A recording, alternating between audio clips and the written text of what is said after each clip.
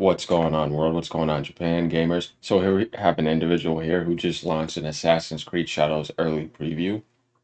I looked a little bit into it, and one thing I can tell you guys right away that you're going to notice is this guy is a sellout, and he's full of crap. You know, he tries to play like this music and do all these little effects and put on this mask to make this game seem like it's about to be something wonderful. And he doesn't say anything that's worth saying. So you know how I am with these type of people. And what I want to do is just bring them into the limelight and check them. So let's go ahead and get into it and let's react along the way. Like, subscribe, let me know what y'all think. All right, y'all, let's go.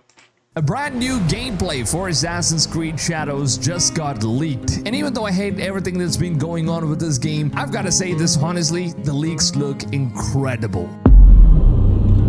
Stuff we already know too. It's like, now apparently this was supposed to be a devlog that Ubisoft was I do like that he mentioned that, but it's like, come on, man. supposed to be showcasing in the Tokyo Game Fest, but then they ended up canceling it because the game got delayed and whatnot. But the developers of Assassin's Creed Shadows have shared a lot of gameplay details, and honestly, after I got to take a look at what's really going on with this game, I've truly got to admit it looks incredible. And today we're gonna take a look at How? I don't understand what he's saying. Like, we already know how the game looks.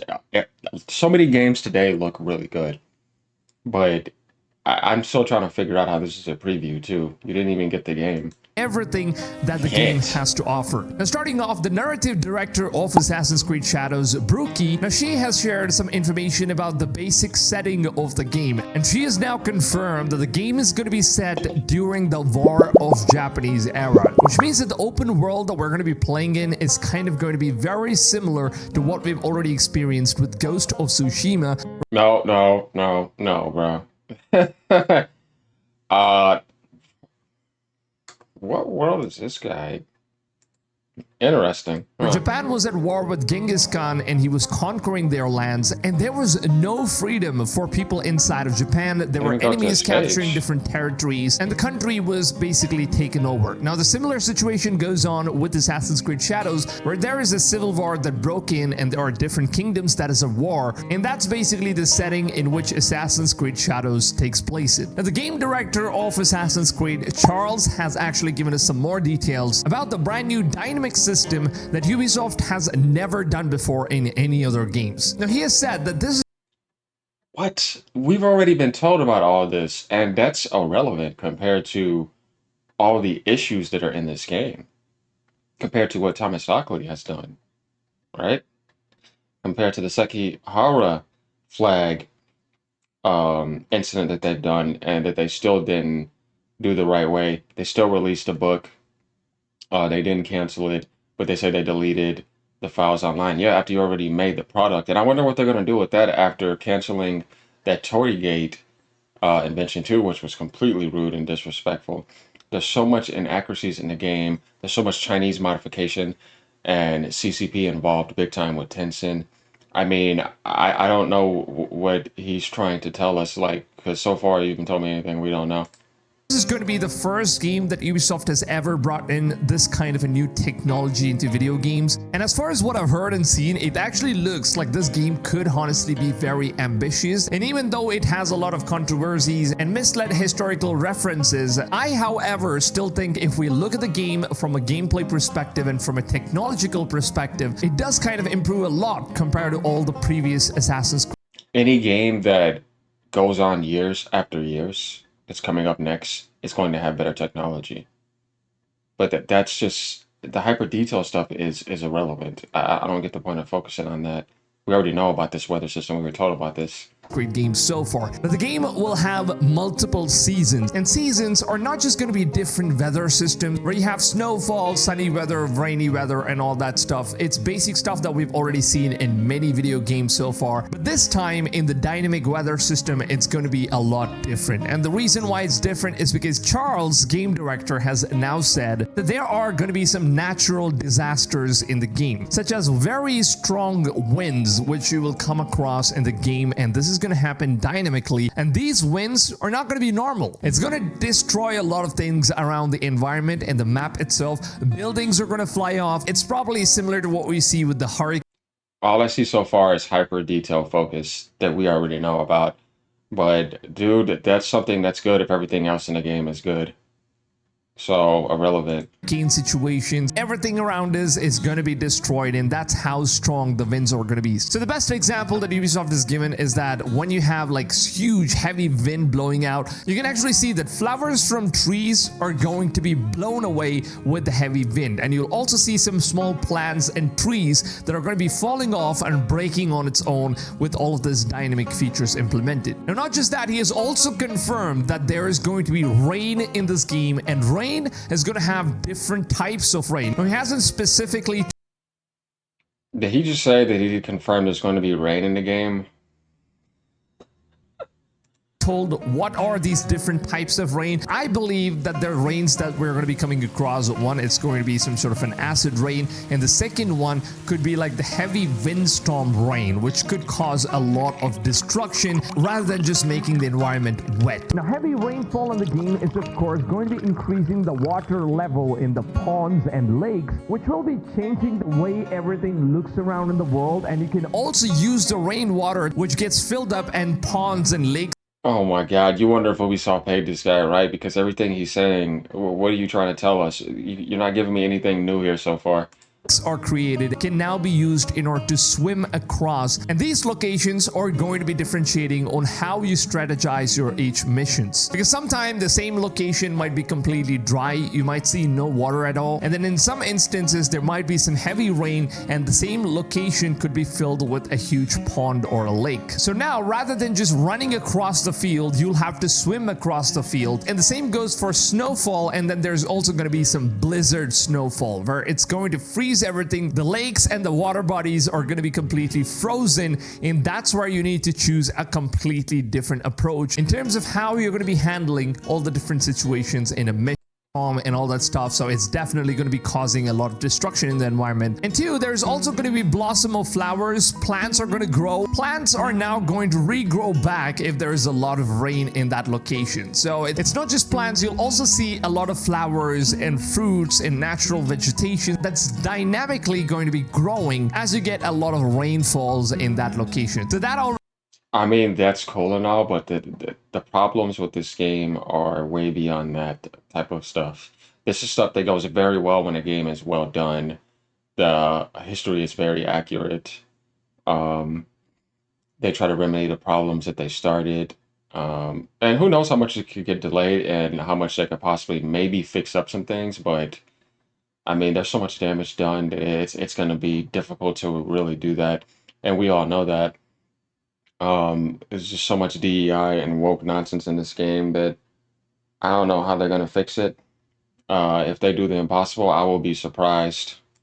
already makes me excited to see that this is something that I've never seen in any other Assassin's Creed games before. And the game director has also said that when it's snowing or raining, the terrain is going to be very slippery. So your character will kind of slip away and might also end up failing parkour. So like say for example, you're jumping across one roof to another and it's snowy weather. So you need to be careful in terms of how you're trying the parkour. But he's just getting into too much nonsense to me with these details. Because it's like, I mean, like I said, that would be cool if a lot of the issues in the game were solved and you saw that you were interested in it because all those other things were done very well. That's where graphics could be, I guess you could say, praised a little bit more because it's adding to good gameplay, good story, good writing, good historical accuracy. You see what I mean? All those sorts of aspects added in with graphics. But it's almost, it seems like you just only focus on this because you know all that other stuff is just not doing so well. System and which type of weather is going to be favoring. So if it's heavy rain or snowfall, the roofs are going to be slippery, which means that your character will definitely slip and fall off, and this could jeopardize the kind of parkour that you're trying to do. Ubisoft has also said that going on top of the roofs during snowfall and winter season, it's going to have all of these snow and ice shards that are collected on top of the roofs, and these things are going to fall off if you start running on the roofs. So once storms and winds are going to be held, it's going to be extinguished if it's not set in a location where the wind is not going to blow it out. So these things are all going to be dynamic. And also if you walk across the market and you see a heavy wind or blizzard. I can't believe this guy's doing this with that type of face too and acting like this is supposed to be something that's about to be amazing. When everything has been done and exposed, he's coming with this weather detail, engine focus, AI nonsense, and it's like, dude, so far you've said nothing. Are just passing by, you'll actually see a lot of items from the marketplace like fruits and vegetables and all the items that they've kept in the stalls for sale. These items are going to fly off due to heavy wind, and all the objects are going to fly, it's going to fall and break, and buildings and roofs and all these things are going to break. So destruction in this game is gone 100%, and Ubisoft says that every single object in the game is individually stranded. Now we'll get to this detail in just a bit, but before that, Ubisoft is now said that there's going to be this new prone system, which is going to be way more helpful, and it's also going to be based on the weather system. So let's say, for example, your mission takes place in a snowy weather and everything is covered in snow. So now we can now blend through the snow on the floor. So you can go prone and then cover yourself up with all the snow. It's kind of very similar to what we've seen with Ghost Recon Breakpoint, where you can cover yourself with the mud. So you're kind of going to do the same with Assassin's Creed Shadows as well. So you can use the environment like snow, sand, or even mud in order to cover yourself up so that the enemies are not going to be able to spot you. And now guys, let's move on to much more technical details about the game and how the motion graphics, 3D models, texturing, and all that things works in Assassin's Creed Shadows. Now, Nicholas from Ubisoft, who is a rendering and technical also comes down to every single lane and environment looks. It was always a big pain in the ass when it comes to recreating the realistic physics of your hair. And now it seems like they've finally come across a brand new solution, which is the new 4D motion capture system, which helps them to individually strand every single one of your hair, and these hair are going to be moving according to natural physics. And it's not just with the hair, it also goes with clothing physics and also every You know, that's interesting that he says that, but yet we saw all the inaccuracies and swords going through and being sheathed way out the wrong way when you take a look at Dash Blue's videos. And also what Shoei Kondo has done as well. So once again, he's moving on to more technology focus and graphics again, and he's still not talking about what they could do to improve the game or if they said anything about that. It's just, you know, hitting people with this stupor of oh, but it's nothing though. Like every single object in the environment is individually stranded, which means that every single object in the open world is going to be breakable or movable based on all the different objects crashing into each other. Now, one of the examples that Nicholas, and like I said, I would be interested in the stuff if everything else was remedied, right? I don't expect them to make it perfect if they delayed even further than February, but it's like this is the type of stuff that you would care about when you see that it's you're into the game and everything else is set in place. has given here is that the katana in the game is known to be one of the sharpest weapons back in the time, and ancient Japan is well known when it comes to having one of the sharpest blades in the history of humankind. And katana being one of the sharpest weapons, it doesn't matter if you're going to be playing as Yasuke or Naoe. If you're going to be using the katana, then you will definitely be slicing almost everything in the open world, from doors to fruits and vegetables to trees and everything around the world that you see, including other NPCs, because this game now has some very realistic dismemberment feature where you can cut off every single limb of a human, and that's gonna look so realistic. And katana being so you could tell like he's an Ubisoft sellout because he still hasn't said one thing against them at all or about any recent aspect of the disrespect that was done with the Torii Gate statue. The reveal behind the scenes about how Tencent may be buying Ubisoft and how they've been involved. Anything about Chinese Communist Party, nothing about the liberals, nothing about the far left, nothing. He hasn't said anything. It's just all this over glorifying this nonsense and ignoring all the problems that are in front of us. So I say this guy is a complete sellout. One of the most sharpest weapons. You can cut through almost anything in the world. And it's not just with katana, you can also use your own body in order to just crash into items, and the items are going to get scattered. Because even after everything I found out, I couldn't make this video like this. Like, I just feel like it wouldn't be genuine. And you can literally break boxes, and you can even run through doors as Yasuke, because him being a huge, and this also goes for trees if you're project. And now it's finally time that we talk about the open world and exploration of feudal Japan. Now, Danny from Ubisoft. It's not feudal Japan, dude. It's Chinese modified Japan. who's another game director of Assassin's Creed Shadows, has now shared about synchronization points and how it's going to be working very different from what we've already seen in previous Assassin's Creed games. Now, for the very first time, synchronization points are going to be very less guided, and it's not going to be revealing much information to players, but rather you will now be able to see question marks all over the map. So, and I wonder why I keep on seeing Chinese subtitles at the bottom consistently. You never know what these question marks are, so each and every single objective in the game is going to only be stated using this question mark, so you will have to go ahead and explore these locations in order to go find out what these question marks really are. Now, this could be random events, main quest, or even side quest, or even collectible items and all that stuff. So all of these things are only going to be marked as question marks, so you really don't know what you're looking for. So the game is kind of encouraging players in order to go ahead and explore rather than just rushing through the games. So I think it's a really good concept in order to, force players in order to go ahead and explore the world. If I want to do that, I'm going to do that. If I don't, I'm not going to. Yeah, I get what you're saying, but I'm still waiting on you to say something interesting.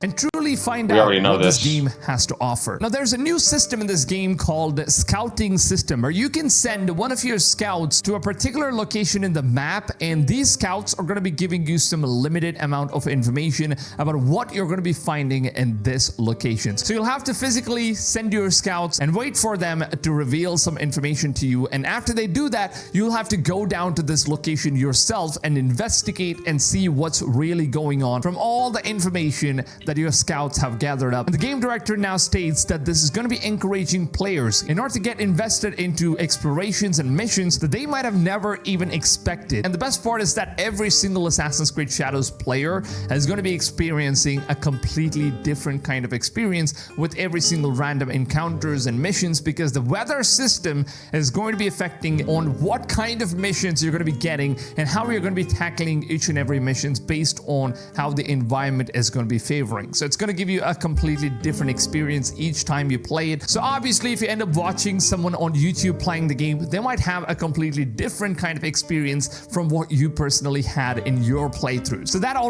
First, we need to get to the point where the game is about to release and see everything that they have been working on to that point, rather than thinking about that, because there's so much they have to fix. We know Ubisoft games look good. Like I said, a lot of video games today look really good, but there are so many problems with this game that needs to be fixed, and we need to see where that's going to go first before we even think about, oh, we're focusing on this. Already makes me excited to see what kind of different things we're going to be finding in the open world and what kind of different encounters all of you players are going to have that is going to be completely different from my own playthroughs. Now, Danny has also stated that moving from point A to point B in a map is now going to be encouraging players to not use fast travel mode, because the open world is now designed in such a way that once you start traveling from point A to point B, you'll come across so many random missions, just like Red Dead Redemption 2, where you have so many random encounters, and every time you just walk across the open world, you'll come across a bear that's attacking you, or maybe it's a mountain lion, or you might even find some weird NPCs doing some really random awkward. Yeah, I want them to show us the map and show what they've done, because they've never done that. It's almost like we didn't get into that because there was just so much of just this other stuff where it's like, you're gonna show me more, and they've never done it.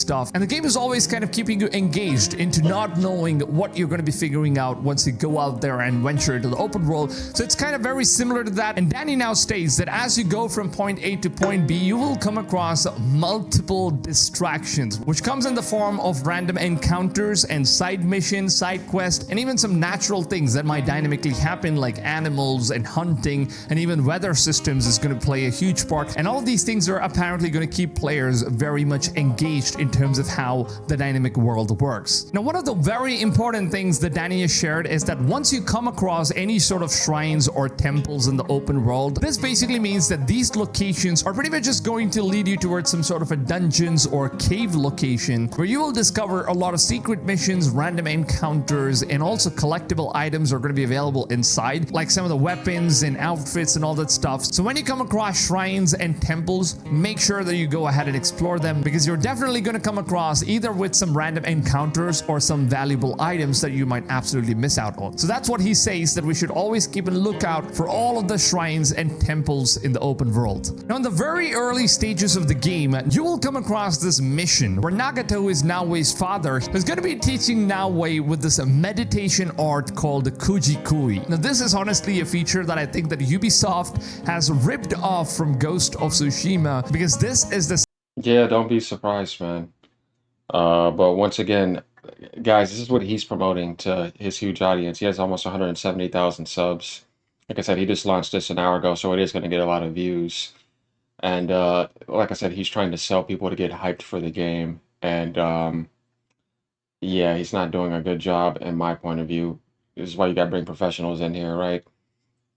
He has not, focused on anything that is an issue with this game. It's more like, let's just hyper glorify and play this nice acoustic music in the background and do all this and that, and let's make it very, very positive and relaxing for Assassin's Creed Shadows. And it's like, dude, like, I can understand if the game just came out and you're trying to do that and you didn't know much about it. I mean, that official reveal, and then you find out about things later. But at this point, doing this, yeah, I think it kind of makes it look too obvious that you are a sellout. same thing as what we came across in Ghost of Tsushima, known as the thought reflection, where Jin Sakai just meditates and looks into all the different locations around the open world, and he's basically going to look around his environment and he's going to reflect on his own thoughts. And doing so is going to be unlocking some sort of headband, which will then give you different types of perks. Now, it's the same thing that's working out with Assassin's Creed Shadows, where Naoe and Yasuke, both of them, are going to be able to focus on this meditational art known as Kujikai, and they are supposed to meditate and focus. It's not historically accurate. How about you say that? You are a numbskull.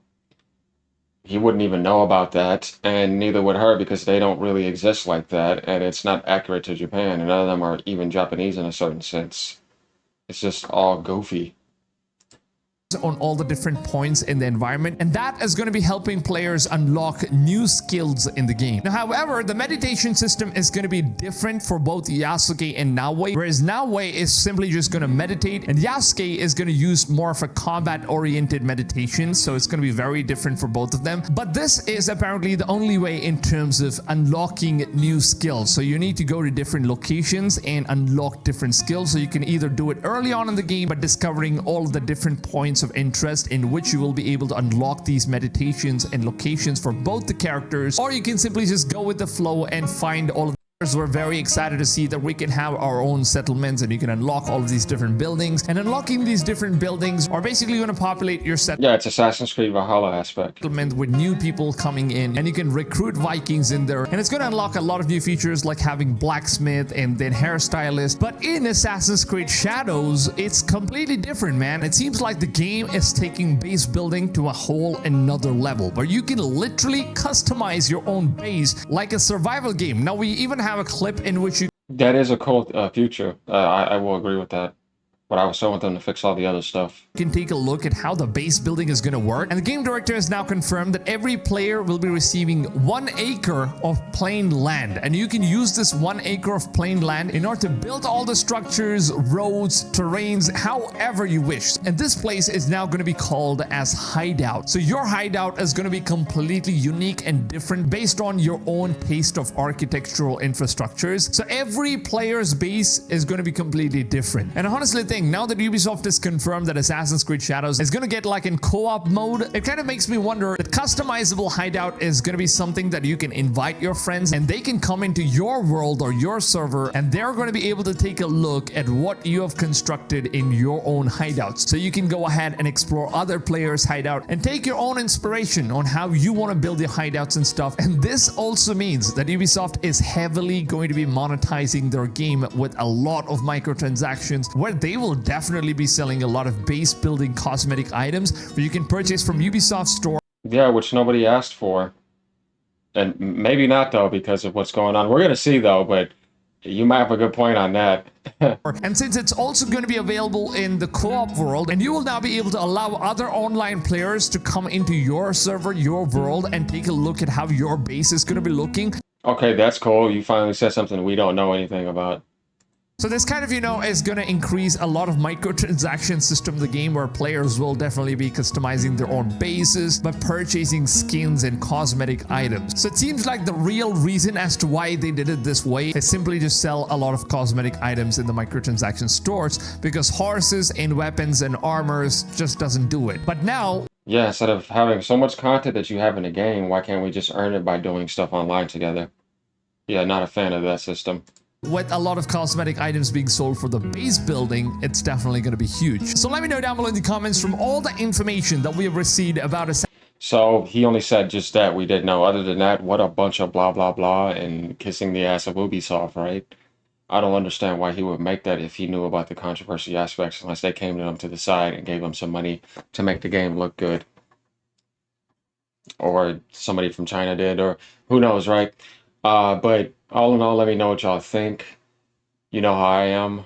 Anything on this game that comes up that's making it be promoted in that way, because he has a base that's going to hit thousands and thousands of people, we're going to have to do something about that.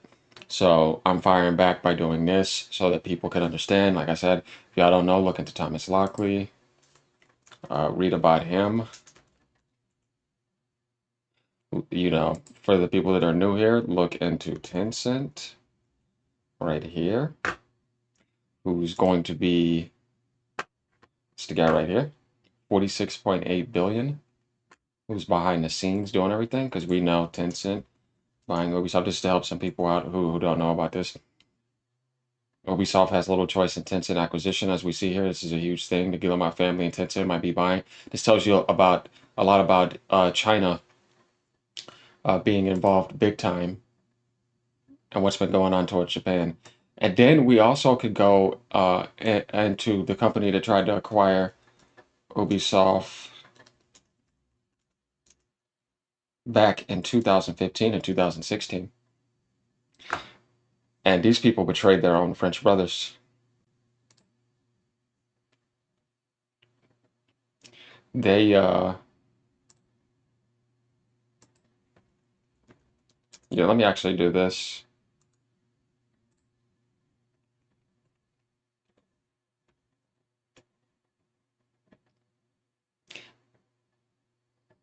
See, this was before, that going on. China was behind that big time. And then he has a partner here because he's the guy that is behind your suitcase fabrication. So I don't know why this guy didn't even mention that.